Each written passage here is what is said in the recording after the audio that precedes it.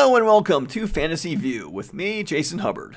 Here I review fantasy novels to let you know what to read if it catches your fancy, and I let you know about the books I wrote myself. The subject of this review is something I found on Twitter. It's called The Rise of Nazil, The Secret of the Seven by Aaron Michael Hall. A little research about it revealed that the book had a lot of very mature content.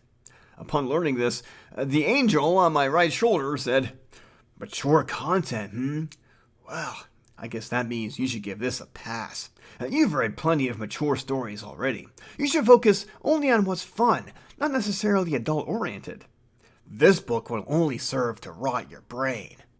And then the devil on my left shoulder said, "What's the matter, huh? You afraid of a book with lots of sex and killing? Come on, you read books with that before. One more ain't gonna hurt you. Besides, you like the sex and stuff, don't you? Yeah, I know you do, I do."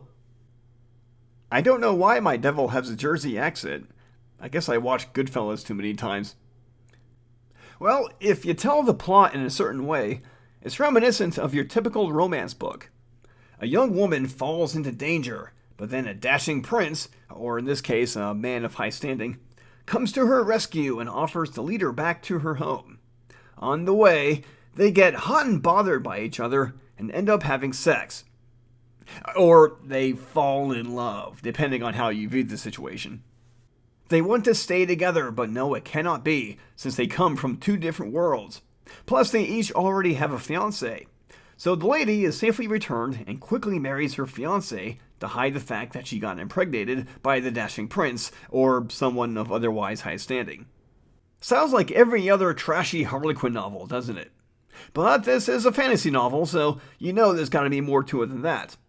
Well, for one thing, the two of them don't head directly to the lady's home. They stop at a village called Bandari, where one of the elders has the gift of foresight through dreams. So, yes, this story succumbs to fantasy trope number 1425. And yes, I counted them all. The elder says that from the union of the two young people, meeting their twisted tango in the woods, a son will be born who will change the world for the better. I would say the child is like King Arthur in this sense, but King Arthur was not foretold as being a great revolutionary. I swear this kind of prophecy is just a bit of lazy storytelling. The author may as well just hold up a sign saying, "This is a big deal." Another thing that makes this a fantasy story is how the woman named Brahadu is a human, and the dashing man named Pentandemir is a Nazilian. Nazilians are a made-up race that basically look like a bunch of albino humans, with skin and hair as white as snow and eyes that are light blue. Brahadu fell into danger one stormy night simply by straying too close to the city of Nazil. If anyone other than Pentandemir had found her, she might have been clapped in irons and made to serve a Nazilian household for the rest of her life. That's because the Nazilians generally see humans only as lesser beings who are only good for enslavement or to heavily tax upon. A domineering race that enslaves another is nothing new in the fantasy genre, of course, but the author goes one step further into the realm of perversion, which is evident when the author crosses a line that not even George R.R. Martin, in all of his own twisted, mature content, doesn't cross.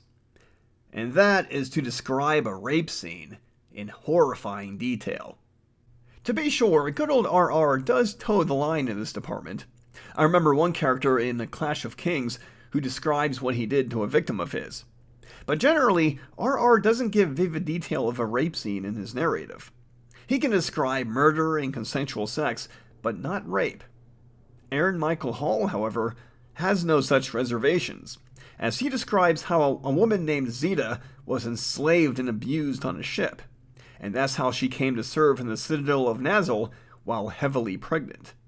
I knew this book was going to have mature content, yet this rape scene took me by surprise, and after reading it, I felt a little sick. There's just something about rape, that makes it more disturbing than murder, at least in fiction. A murder is the brutal end of a life, but after rape, life goes on, yet the victim is forever changed, and not for the better.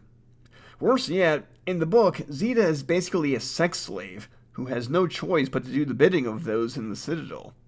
That this scene is controversial is without doubt, but an important question is, does it serve a purpose that will help the story?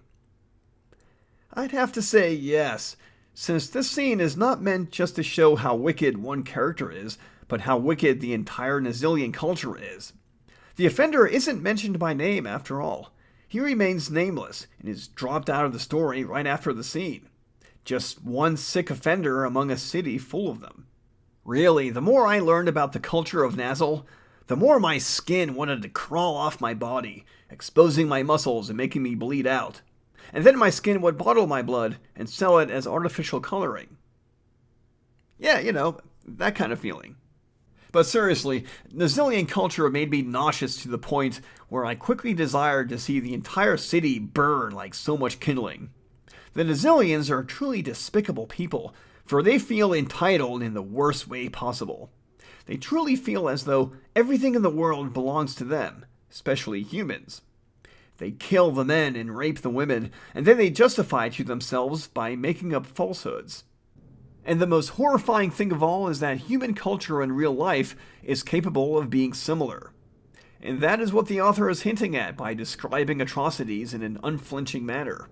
Humans can and have been guilty of being atrocious beings. Try reading a history book, and maybe you'll see. You'll have to give the author credit, too, for his horrifying imagery. Evil empires are a dime a dozen in the fantasy genre, where the authors tell you how oppressive and unfair they are, leaving the reader with no reason to dispute them. But Aaron Michael Hall has truly created an awful culture that I really wanted to see fall, and yet I probably wouldn't. Nazilian culture is layered with sleaze, hypocrisy, and brutality. You really want to see the villains get their just desserts. But those rape scenes, God. I hate to keep going on about them, but I found them pretty damn disturbing. On one hand, I'm a bit relieved that I had the appropriate response to them. On the other, I'm a little afraid that someone out there might actually like them. Hell, these scenes might actually instigate an awakening within someone, making them feel as though rape is something they can simply do and get away with. So, does this mean I'm for censoring this book? I know censorship is a pretty touchy topic. Well, I'll say this much. I wish the author had shown more restraint in the matter of rape, because his scenes as they stand are disturbing and not very fun to read. Surely he could get his point across without resorting to such detail. Of course, if this book was only about torture porn, I'd give it my Stinker of the Year award. But as many examples as there are of vile behavior, there are even more examples of supreme kindness. The sort of kindness that seems extraordinary since they take place in such an insidious city. There's the case of Pantanamir bringing Brahanu to safety, of course, not only because he found her beautiful, but because it was simply the right thing to do. Pantanamir is atypical of his people, and it's implied that there are few who know better than what their superiors tell them, that humans are inferior beings. The two lead characters have sex because it was what both of them wanted, since they're both such sexy beasts. And there's the case of Pantanamir's younger brother, Danamor, who is less good-looking and of lower station. I had thought he would end up being a villain who would rat Pantanamir out for having a human lover, but instead, Danamor gets his own story of extraordinary kindness. Zeta, the pregnant slave I mentioned earlier, is found lying on the Citadel floor, bruised and bleeding. The regulars of the Citadel think little of it, but Danamor takes pity. When he's asked if he'd like a new slave, he requests Zeta, which confuses his fellow Nazilians. They say her usefulness is nearing its end. Hell, they even say it was high time that they kill her and her child, since they don't allow half-breeds to live. But Danamor insists, and so he takes Zeta home with him. He says she is to help with the cooking and cleaning, while he'll handle the heavy duties. He even shows concern for the child, which at first confuses Zeta, but she soon realizes that her prayers had been answered. Danamor would not have even been at the Citadel if his brother wasn't away secretly escorting Brahanu, and so now Zeta is with one of the few decent men in the entire city. The conflict comes into play when Danamor's uncle, Oxalon, learns about Zeta being in the house, and is concerned after hearing about Zeta eating at the same table as Oxalon's nephew.